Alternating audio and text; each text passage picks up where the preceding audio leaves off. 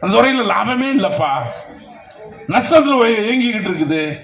சரி, நஷ்டத்தில் இயங்குறதுக்கு லாபம் இல்லைன்னு சம்பளம் கொடுக்க மாட்டேங்கிற நாங்க தான் இவ்வளவு லாபத்தில் அநேகமா உலகத்திலேயே இவ்வளவு லாபம் வரக்கூடிய ஒரு தொழில் மூலதனமே போடாம, அது ரொம்ப முக்கியமானது.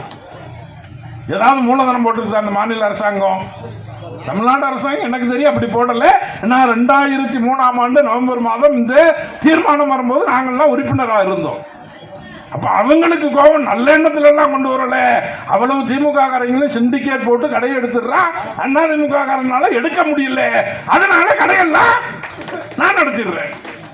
சரி, எவனோ ஒருத்தர் கொள்ளையடிக்கிறதுக்கு அரசாங்கத்துக்கு பணம் வர வேண்டும் என்று அன்றைக்கு இருந்த எல்லாரும் ஆதரிச்சாங்க.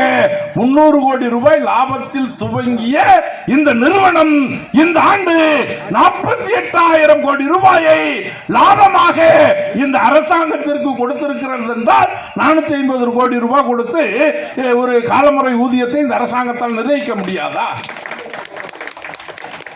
1% கூட வரலையேங்க. 1% இருக்கக்கூடிய இந்த மாநில அரசுக்கு கிடைக்கக்கூடிய லாபத்தில் 1% கொடுத்தால் இந்த பணியாளர்கள், இங்கு பணியாற்றக்கூடிய 24,000 பணியாளர்களும் நீங்க காலமுறை ஊதியத்திற்கு உட்பட்டவர்களாக மாற்றப்பட்டு விடுவார்கள்.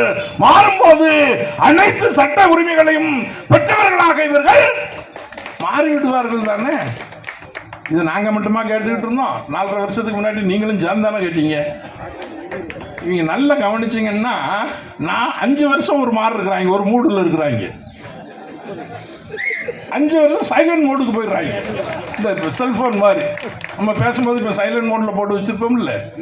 5 வருஷம் முடிஞ்ச உடனே ரிங் டோன்லாம் பார்த்தீங்கன்னா போராடாடா லெவலுக்கு வச்சிடுறான்.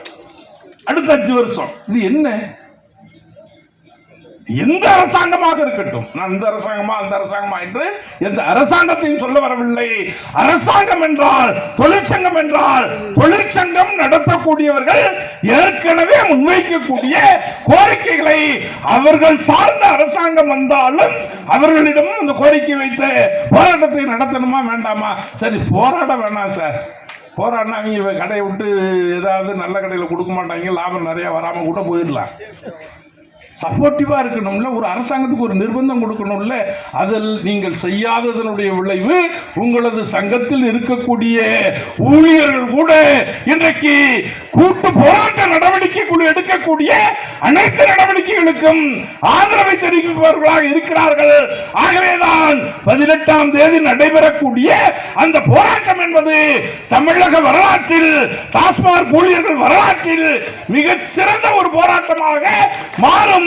இந்த அரசாங்கத்திற்கு எச்சரிக்கை விடக்கூடிய போராட்டமாக. என்ன சில ஆட்சியில சொல்லுவாங்க, நாங்கள் சட்டம் கொண்டு வந்துட்டோம், கமாவையும் மாற்ற மாட்டோம், புள்ளியையும் மாற்ற மாட்டோம், கமாவும் புள்ளியும் அப்படியே இருக்கும். அப்படி சொன்னவனே கமாவையும் மாத்தினா புள்ளியையும் மாத்தினா சட்டத்தையே ரத்து பண்ண செய்த வரலாறு இந்திய தொழிலாளர்களுக்கு உண்டு, இந்தியாவில் இருக்கக்கூடிய விவசாயிகளுக்கு உண்டு. அதனுடைய வெளிப்பாடு தானே இங்க இருக்கக்கூடிய பெண் தோழர்கள் அமர்ந்திருக்கிறார்களே சென்னை மாநகராட்சியில். அநேகமா சென்னை மாநகராட்சியில் அந்த போராட்டம் நடக்கும்போது போலீஸ் எல்லாம் பதட்டத்திலேயே இருந்தா. எல்லாம் பெரிய அதிகாரிகள், நான் சாதாரண ஆட்களை சொல்லல, பெரிய அதிகாரிகள் வைப்ரேட்டிங் மூட்லயே தான் இருந்தாங்க. வைப்ரேட்டிங் மூட்லயே வைக்க முடிஞ்சதில்லை. வைக்க முடிந்ததற்கான காரணம் அந்த போராட்டத்தினுடைய நியாயம். அந்த போராட்டத்தினுடைய நியாயம் ஆட்சியாளர்களை பணிய வைத்தது. அதே போன்று டாஸ்மாக் பணியாளர்களது போராட்டமும் இந்த அரசை பணிய வைக்கும் வரை இந்த போராட்டம் என்பது நடத்தப்படும் என்பதை தெரிவித்து உண்ணாவிரத போராட்டத்தில் கலந்து கொண்ட தோழர்களுக்கு மீண்டும் ஒரு முறை புரட்சிகரமான வாழ்த்துக்களை கூறி உண்ணாவிரதத்தை நிறைவு செய்கிறேன்.